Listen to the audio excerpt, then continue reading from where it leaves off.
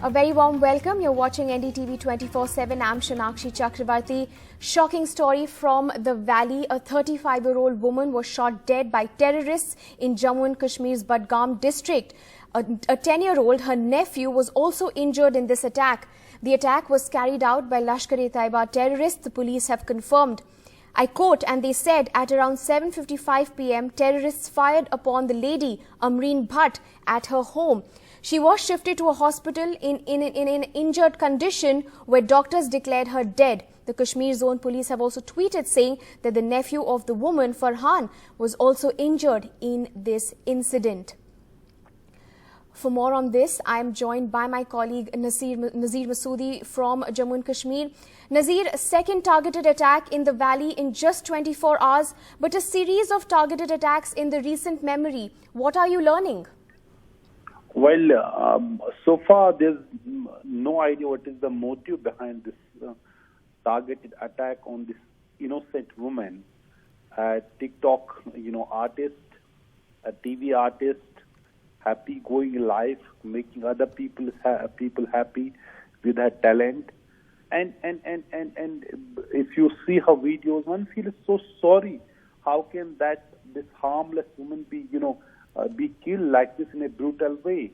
The gunman came in the evening. She was outside her home with her nephew. So they fired at both of them. The woman, Amreen, 35-year-old, she died. She was shifted to hospital where doctors declared him dead on arrival.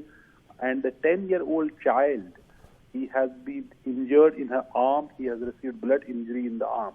Yesterday also there was an attack on a policeman where he was killed and his 7-year-old daughter was injured. So it is pushing this dehumanization even further in the valley. And there's no end to these target attacks.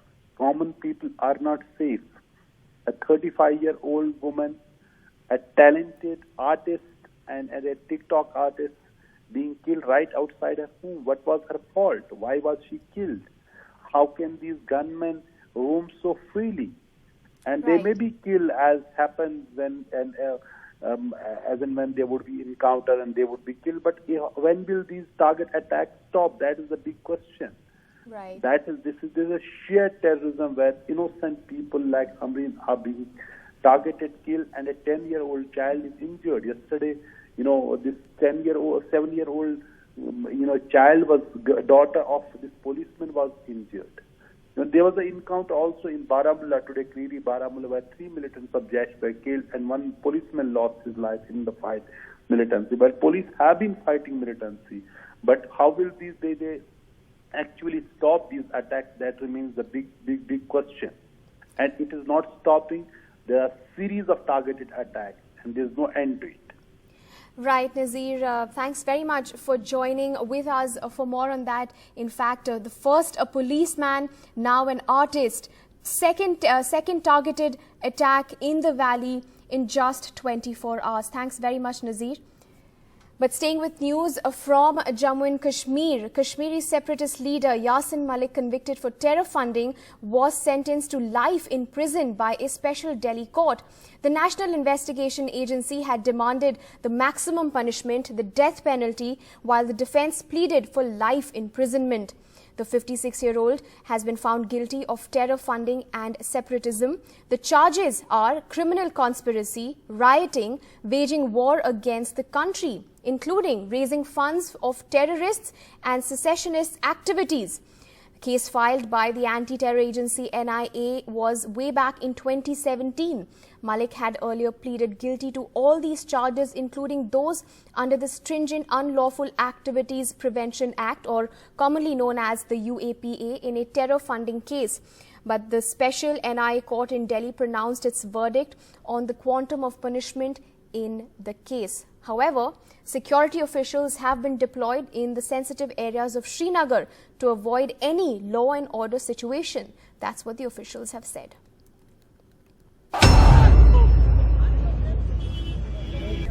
A life sentence for Kashmiri separatist leader Yasin Malik. The Delhi court, which convicted Malik on the 19th of May, said he would face 2 life sentences, 5 punishments of 10 years rigorous imprisonment each and a fine of 10 lakhs. The jail terms will work concurrently. The charges against Malik include waging war against the country, raising funds of terrorist and secessionist activities, criminal conspiracy and rioting.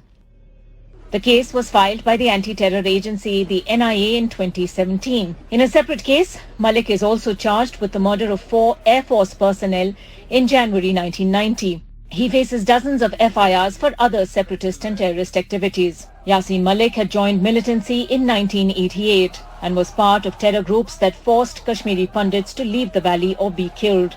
Yasin Malik had declared a unilateral ceasefire in 1994 and declared the Jammu and Kashmir Liberation Front a political organization.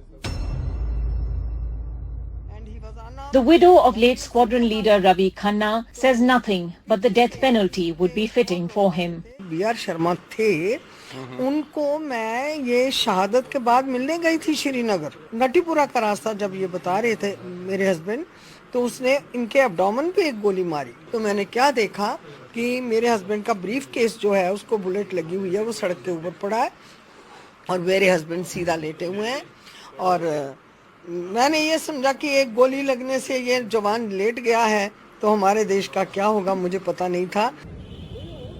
As the court handed out the sentence, several parts of Srinagar shut down. Drones were seen monitoring sensitive areas. The security force have absolute grip on the situation, even as there was a spontaneous shutdown in Srinagar and some protests here at Maisma. The verdict will have ramifications. The question is, will it act as a deterrent against separatists or it will fuel more trouble? In Srinagar, Nazir Masoodi for NDTV. Shifting focus to a big political story, former Union Minister Kapil Sibal today revealed that he has resigned from the Congress, dropping a bombshell moments after filing his nomination papers for the Rajya Sabha as an independent candidate supported by the Samajwadi Party. This is the latest high-profile exit from the Congress, the 5th in 5 months. The Rajya Sabha elections are due next month, which will include 11 Uttar Pradesh seats. The Samajwadi Party is in a position to win 3. Going, gone. मैंने Congress party से त्याग पत्र दे दिया है. Kapil Sibal making public his resignation from the Congress after he filed his nomination as an independent candidate for the upcoming Rajya Sabha polls in Lucknow. हम एक गठबंधन बनाना चाहते हैं, सभी का गठबंधन, ताकि हम मोदी सरकार का विरोध करें. कपिल सिब्बल जी वरिष्ठ अधिवक्ता रहे हैं, देश के जाने माने केसेस उन्होंने लड़े हैं. आज बेरोजगारी सबसे ज्यादा है, महंगाई रुक नहीं रही है, कानून व्यवस्था ध्वस्त होती चली जा रही है, हमारी सीमाएं सुरक्षित नहीं है, चीन लगातार हमारी सीमाओं के अंदर आ रहा है. तो इन तमाम बड़े बड़े सवालों पर मुझे लगता है कपिल सिब्बल जी समाजवादी पार्टी और अपने विचारों को रख पाएंगे. Like most exits in India's oldest party in recent times, this one is not a surprise. It is important to be an independent voice. और मैं समझता हूँ कि जब एक निर्दलीय की आवाज उठेगी, तो वो लोगों को फिर ऐसा लगेगा कि किसी पार्टी से जुड़े हुए नहीं हैं. Mr. Sibal was the driving force behind the G23, or the group of 23 dissenters within the Congress that had grown increasingly vocal in its criticism of the functioning of the Congress in the last 2 years. Sibal himself attacked the style of functioning of the party leadership, especially Rahul Gandhi, multiple times in these 2 years. But the Samajwadi Party's move to support Mr. Sibal came with a political price regarding the Akhilesh Yadav-Jayant Chaudhary alliance. Sources close to Jayant Chaudhary say he had been assured the Rajya Sabha seat by Akhilesh Yadav and has now been summarily dumped by Akhilesh. Kapil Sibal brings with him his legal acumen and the fact he won Akhilesh Yadav the bicycle symbol from the Election Commission when the party split and represented Azam Khan in his Supreme Court bail hearing. Javed Ali, the second candidate, is a prominent Muslim face from West UP, needed for Akhilesh after reports of Azam Khan and Muslims drifting away from him. And for the third seat, his wife Dimple now seems to be a certainty.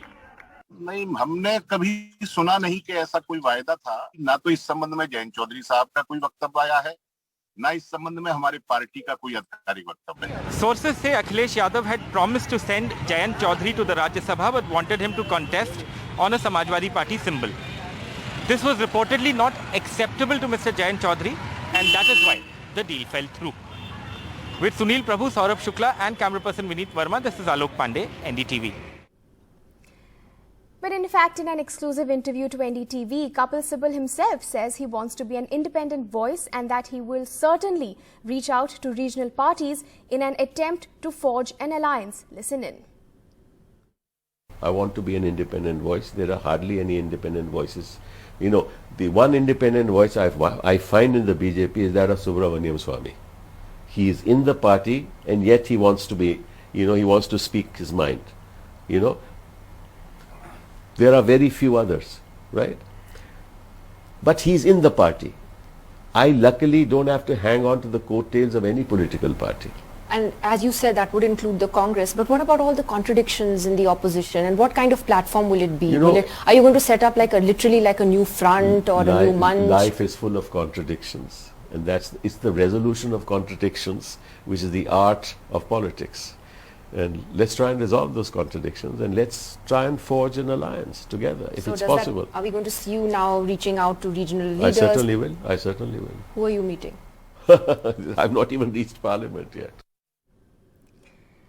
Moving on, in a bid to tame the soaring 8-year high food inflation, the government has announced that it would restrict sugar, impose zero customs duties on import of soy and sunflower oil.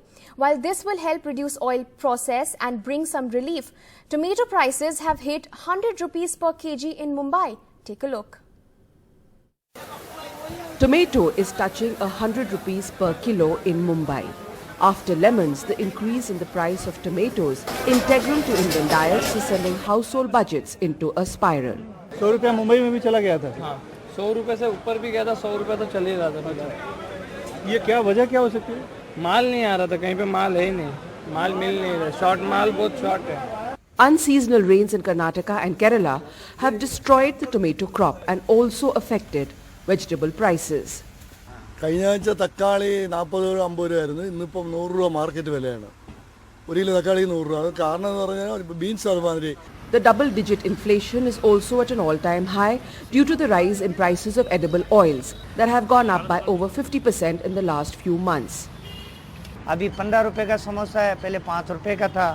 इतनी महंगाई होगी oil, पहले 700 रुपए का तेल oil का पीपा था और अभी 2800-2900 का है. तो अभी कोई कस्टमर भी इतना नहीं. Worried by the rise in prices, the government is looking at export bans, duty cuts and subsidies as a way to control inflation. हमारा ऑलमोस्ट 56% डिपेंडेंस जो है इंपोर्ट के ऊपर है और उसमें इंपोर्ट में 3 मुख्य तेल हैं.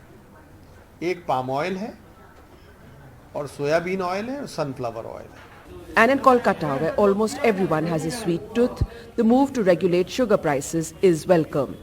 Decision by the government to reduce the exports of sugar is a very good move, especially for the confectionery industry.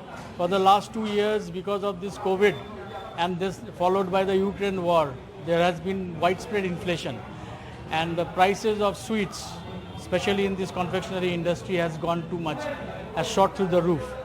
The recent ban on wheat is part of a series of attempts by the government to soften the blow of inflation with subsidies, export bans and duty cuts. NDTV Bureau Report. Absolutely heartbreaking and devastating news from the United States. 19 young children and 2 adults have died in a shooting at a primary school in south of Texas. The gunman opened fire at Robb Elementary School, which teaches children aged 7 to 10, before he was killed by the law enforcement. The shocking incident has again brought focus on gun laws in the United States. In fact, earlier NDTV spoke to Scott Stearns, the Western Bureau Chief at the Voice of America, and he has these details for us.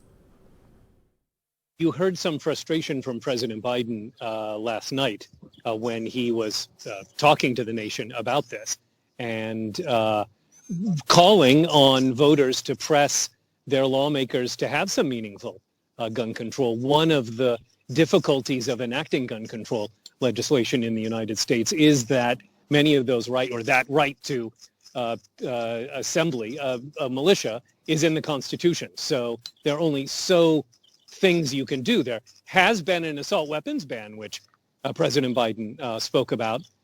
But I would say months before a midterm election in which the opposition party is feeling pretty confident, I would not imagine, as shocked as the Texas Republican governor is and members of the Republican congressional delegation, as much as they have condemned this shooting and called it a horrific act, it would surprise me if the Republicans will do the ruling party any favors by agreeing to any meaningful gun control between now and November. Senior civil servant Sue Gray has delivered her completed report into Downing Street lockdown parties to the Prime Minister. An interim version released in January criticized the leadership within number 10. Boris Johnson's reply to the Partygate report is, and I quote, "Renew apology to House and country, take full responsibility for what happened." Listen in. With permission, I will make a statement. I'm grateful to Sue Gray for her report today, and I want to thank her for the work that she's done. I also thank the Metropolitan Police for completing their investigation, and I want to begin today by renewing my apology to the House, to the whole country, for the short lunchtime gathering on the 19th of June 2020 in the Cabinet Room, during which I stood at my place at the Cabinet table and for which I received a fixed penalty notice. And I also want to say, Mr. Speaker, above all, that I take full responsibility for everything that took place on my watch. Sue Gray's report has emphasised that it is up to the political leadership in number 10 to take ultimate responsibility, and of course I do. A story of hope and inspiration. A beggar from Chindwara in Madhya Pradesh bought a moped worth 90,000 rupees for his wife after she complained of backache. Santosh Kumar is physically challenged himself and relied on his wife Munni to push him around on the tricycle they owned earlier. But Munni faced difficulties while pushing the tricycle because of bad roads and extreme weather conditions. After Munni complained of frequent backaches, Mr. Sahu started collecting money for his wife and he bought a bike for her. He collected 90,000 rupees over the past 4 years and surprised Munni with a moped on Saturday. Lovely visuals there from Madhya Pradesh. But another story from Bihar. Courage of a handicapped girl, brave Seema, defeats her troubles in order to attend school in Bihar. Seema is a daughter of Kiran, who belongs to the SC/ST community. She travels a stretch of 1 kilometer on foot every day to attend middle school. Seema's disability has been defeated in front of her urge to read. Not just this, from actors to politicians to everybody have applauded her courage and her grit. Take a look.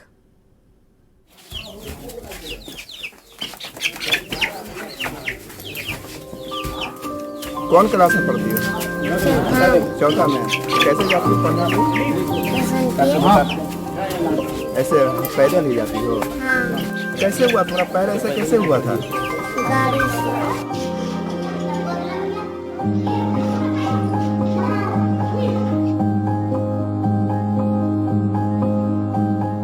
क्या रोज जाती हो पढ़ने के लिए?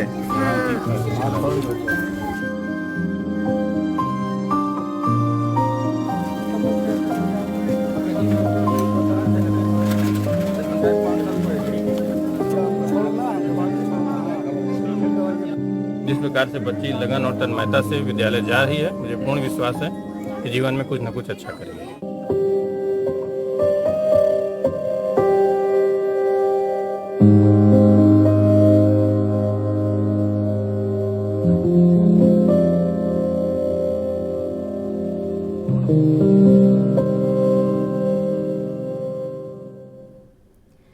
What courage and indomitable spirit indeed. With that, all of us say bye-bye on this bulletin.